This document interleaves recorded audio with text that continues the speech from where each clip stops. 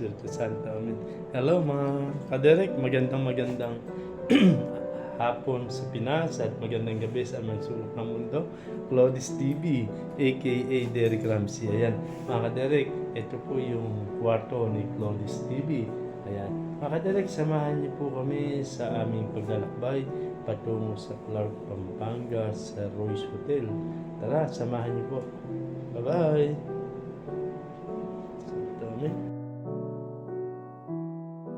Mga kaderek, maraming salamat po sa pagsama niyo po lagi kay Claudius TV. Tara na po at pakinggan po natin ang Kabanata 61, ang kasal ni Maria Clara sa Noli Me Tangere.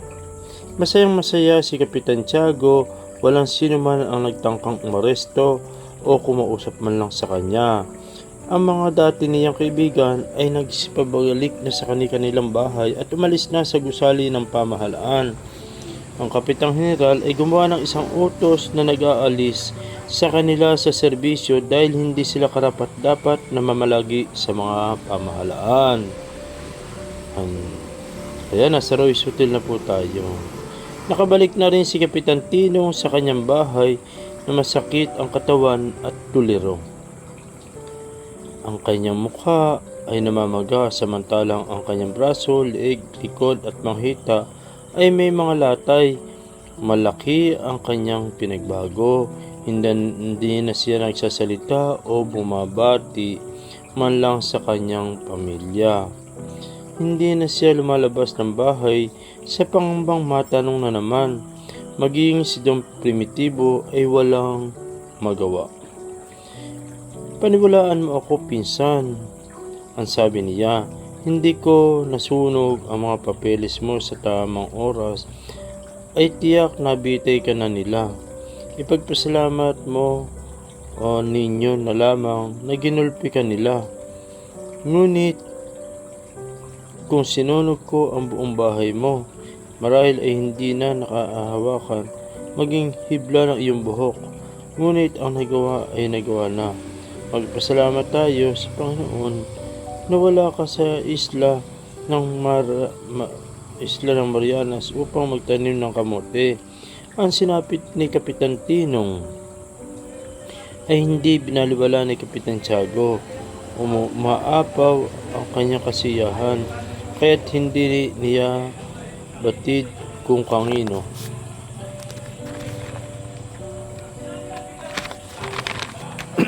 Kung kanino magpapasalamat sa malaking utang na loob. Ayon kay Tia Isabel, ang milagrosong Birhen ng Antipolo, ang Birhen ng Rosario at ang Birhen ng Carmel ang nararapat ng pasalamatan ni Kapitan Tiago. Naniniwala ako, Isabel, sa milagro na binanggit mo, ngunit hindi lang sila ang dapat kong pasalamatan. Nandyan din ang magiging manugang kong si Linares na nararapat na makatanggap ng aking papuri. Malaki ang naitulong niya, ibig sabihin lamang ay malapit din ako sa kapangyarihan. Kabulaanan, mas pinanghawakan ko pa rin ang kapangyarihan ng mga birhen. Biglang dumating si Doña Victorina, Don Tiburcio at Linares. Si Don Victorina ang salita para sa kanilang tatlo, para sa kanyang sarili. Binanggit nito ang pagbisita ni Linares sa Kapitang General at ang paulit-ulit na salaysay tungkol sa impluwensya nito. Hindi, ang sabi nila, gaya nga ang nasabi, kung sino ang may-ari ng malaking puno, siya ang may pansanga at makakakuha ng impluwensya. Sa kabaligtaran nito, ang pag-ayos ng doktor sa lumipas na mga araw ay ganito talaga magsalita si Doña Victorina. Ang SA ginagawa niyang C at hindi na niya ito kayang palitan pa. Oo, ang dagdag niya ng si Ibarra ang maging paksa. Sabi ko nga, nung una ka pa lang siya makita ay alam ko nang isa siyang pilibustero. Ano ang sabi ng Kapitang General sa iyo, Linares? Ano ang sabi mo? Anong bagong balita kay Ibarra? Hindi kaagad nakasagot si Linares kaya pinuntahan to si Kapitan Tiago. Paniwalaan ninyo ako dahil ito sa aking pinsan. Pinsan? Protesta ni Linares. Ngunit hindi niya ito binigyan ng oras para magsalita. Ano ang nangyari sa iyo? Di ba't ikaw ang laging kausap ng Kapitana General? Hindi na nakapagsalita si Linares dahil biglang dumating si Maria Clara. Magandang umaga, Doña Victorina. Wika ng dalaga. Clarita, kinagagalak kong makita ka. Bati ng Donya sabay halik sa pisngi ng dalaga. Muling nagsalita si Doña Victorina. Pasalamat ka, iha, at hindi tinanong ang iyong ama. Nagpapasalamat nga po ako sa Diyos, sagot ng dalaga sa mahinang boses. Hindi lang dapat sa Diyos, iha, magpasalamat ka rin kay Linares na malapit mo na maging asawa. Malaki ang nagawa niya upang hindi matanong ang iyong ama. Hindi ba tama ako, Don Santiago? Oo. Mabuti naman at nakarating kayo agad. Kaya kami ay nagpunta dito ay upang pag-usapan. Naunawaan ni Maria Clara na kailangan niyang umalis. Ipagpaumanhin po ninyo, papasok na po ako sa aking silid. Pumayag si Don Santiago, tututol sana si Doña Victorina dahil nais niyang marinig ni Maria Clara ang kanilang pag-usap. Subalit, nagpaubaya rin siya. Ngunit mahina pa rin si Maria Clara, Doña Victorina. Kailangan pa niya ng 4 na pahinga, wika ni Kapitan Tiago. Mahalaga ang ating pag-uusapan. Tungkol saan ba ang ating pag-uusapan? Di ang pag-isang dibdib ni Linares at Maria Clara. Wala kayong alahanin tungkol sa bagay na iyan. Tuloy ang engranding kasalan. Naging mahaba ang pag-uusap ukol sa gaganaping kasal. Ngunit sa buong talakayan, yan ay tanging si Doña Victorina lamang ang nagsasalita at walang nagawa ang 3 lalaki kundi ang tumango sa bawat sabihin nito. Nabuo na nila ang balakin ukol sa petsa at lugar ng kasalan. Kasama na ang mga iniimbitahang mga sikat na panauhin. Nang matapos ang kanilang pag-usap ay kaagad na inhatid ni Kapitan Tiago ang mag-asawang de Espadaña at Linares sa labas ng kanyang tahanan. Pagkahipanhik mula sa kanyang bahay, agad niyang kinausap si Tia Isabel. Ipaalam mo sa buong kabahayan na magkakaroon tayo ng kabayanan sa pagdiriwang bukas at ipaalam ang nalalapit na kasal ni Maria Clara. Tiningnan siyang na matitiim ni Tia Isabel at nagwika. Talaga bang tinatakasan ka ng bait, Santiago? Bakit? Kalokohan ba ang aking sinabi? Makikita mo kapag napangasawa niya si Linares, kaingitan tayo ng karamihan. Isa siyang binatang Kastila at napakayaman pa. Nararapat lamang na mampunta sa isang tulad niya akaisa sa kong anak. Ngunit si Crisostome, paano siya?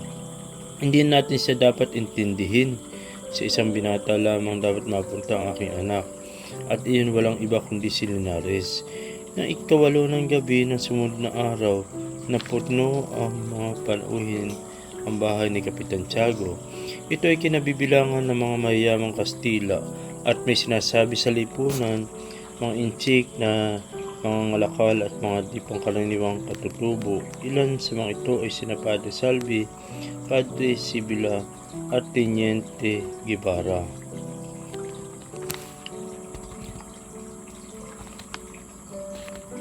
Hindi na nagpahuli sa nasabing pagtitipon si Doña Victorina na nakahawak sa braso ng kanyang pilay na asawa.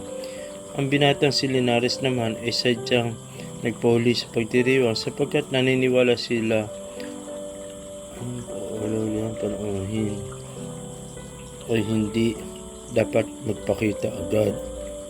Sa pangkat ng mga kababaihan ay si Maria Clara ang paksa ng bulungan. Ang dalaga ay sumalubong at bumati sa kanila ng maayos, ngunit hindi na maalis ang kalungkutan sa kanyang mukha. Hindi ako sang-ayon sa pagpakasal ni Maria Clara ng dahil lamang sa yaman. Ako man, hindi ko maunawaan kung bakit magpapakasal siya sa iba habang si Ibarra ay nakabilanggo at nakahandang bitayin. Naririnig ni Maria Clara na noon ay nakaupo sa isang silya at nag-aayos ng mga bulaklak. Ang usapan ng mga kaibigan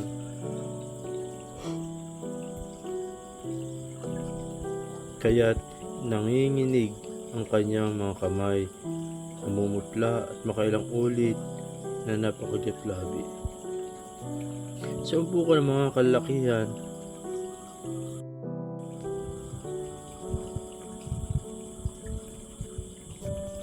ang malakas na nag-uusap ay ang mga kasalukuyang pangyayari ang naging paksa. Lahat ay nagsasalita, maging si Don Tiburcio, ngunit si Padre Sibila ay natahimik na tila nagmamalaki. Narinig ko po sa mga balibalita na alis na raw kayo sa bayang ito, Padre Salvi, tanong ang Alperas, na lalong naging magiliw dahil sa kanyang bagong bituin. Totoo ang balita. Wala akong dapat pang gawin dito. Magpapalipat na ako ng permanente sa Manila. Kayo naman, ako man ay aalis na sa bayang ito. Ang wika niyang nagmamalaki. Mga kaderek, andito po tayo sa Royce. Ayan, papanood sa YouTube yan. Yan. Mga kaderek, andito po tayo sa Royce. Kasama po natin yung mga pare. Ayan. On the diocese of Iba. Ayan. Ayan. Mga kaderek, ilibad ko kayo rito sa dining ng Royce Hotel sa Clark, Pampanga. May premiere nga pala ngayong gabi. Ayan. Mga kaderek, kung mapapansin nyo ay malawak po yung dining dito sa Royce, Clark, Pampanga. Ayan.